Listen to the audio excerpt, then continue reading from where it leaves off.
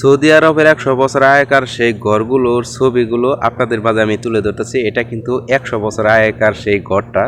এই ঘরটা আমি যখন ভিডিও করতেছিলাম, এখানে আমি এক সৌদিয়ানকে দেখতে পাচ্ছিলাম, তার দাদার ঘর ছিল এটা।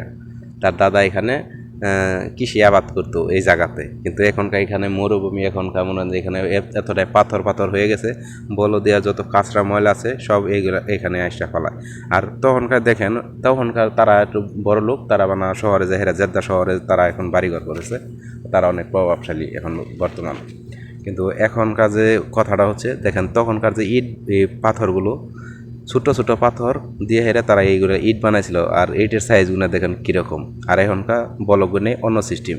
তখনকার ছিল না কখনো বিদ্যুতের লাইন, ছিল না কখনো ওই জানালার সিস্টেম, এই জানালা রাখছিল খালি আলো বাতাস আসতো। আর এখানে পর্দা ছিল না এই জ্বালানাতে, ওই তারা পর্দা লাগিয়ে রাখতো, তাছাড়া আর কোনো কিছু রাখতো না।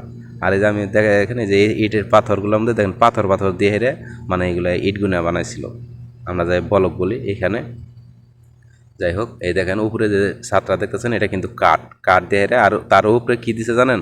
খড়ি আছে না, যে আমরা লাঠি বলি, যে খড়ি বলি, ওই খড়ি দিয়ে হেরে তারপর উপরে দিছে যে সিমেন্ট বালু দিয়ে হেরে ছাদ দিয়ে রাখছে, তাতে ছাদ হয়ে গেছিলো।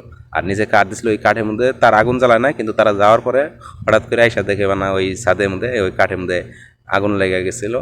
তারা এখন আইসা এখানে দেখলো, আইসা দেখে তারা কিন্তু বড় লোক, এত বড় লোক, অনেক দামি একটা গাড়ি নিয়ে আসে এখানে।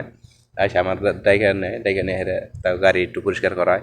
আর এই যে বলদের এখানে দেখেন কত ময়লা সোনা ফালাইয়া এখন এই জায়গাটাই নষ্ট করে ফেলছে।